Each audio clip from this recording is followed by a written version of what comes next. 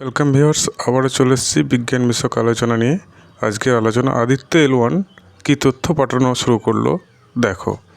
Aditya L1 তার নিজের কাজ শুরু করে দিল। এ সম্পর্কে আজকে এই ভিডিওতে জানবো। তার আগে যারা চ্যানেলে প্রথমবার এসছে আমি অনুরোধ করবো চ্যানেলটিকে সাবস্ক্রাইব করে পাশে থাকা বেল আইকনে ক্লিক করে অল নোটিফিকেশান অন করে দাও। এই ধরনের ভিডিওগুলি সবার আগে তোমাদের কাছে পৌঁছে যাবে। কেমন কাজ করা শুরু করে দিল ইসরো সেটা জানালো। চাঁদের পর এবার সূর্য জয়ের অপেক্ষায় ভারত। সূর্যিমামার দেশে আদিত্যকে পাঠানো হয়েছে। ঠিক কোন পর্যায়ে রয়েছে প্রতিটা মানুষের জানার আগ্রহ এখন। বিজ্ঞানীরা কী বলছেন এসব নিয়ে কৌতূহলের শেষ নেই।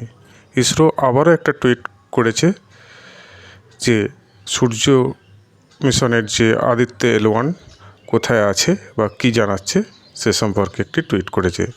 টুইটটি কী বলেছে দেখি। Aditya L1 mission. Aditya L1 has commenced collecting scientific data. The sensor of STEPS instrument have begun measuring suprathermal and energetic ions and electrons at distance greater than 50,000 km from Earth. This data helps scientists analyze the behavior of particles surrounding Earth. The figure displays variations in the energetic particle environment collected by one of the units.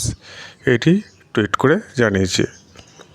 তাহলে এবারে যে নতুন টুইটে মহাকাশ সংস্থা জানিয়েছে যে Aditya L1 যে বৈজ্ঞানিক তথ্য সংগ্রহের কাজ শুরু করে দিয়েছে। শুধু তাই নয়, সৌরযানটি STEPS যন্ত্রের সেন্সরগুলি পৃথিবী থেকে 50,000 কিলোমিটারের বেশি দূরত্বে সুপার থার্মাল এবং এনার্জেটিক আয়ন এবং ইলেকট্রন পরিমাপ করা শুরু করেছে। এই ডেটা বিজ্ঞানীদের সাহায্য করে পৃথিবীর চারপাশে ছড়িয়ে থাকা কণার ব্যাপারে জানতে।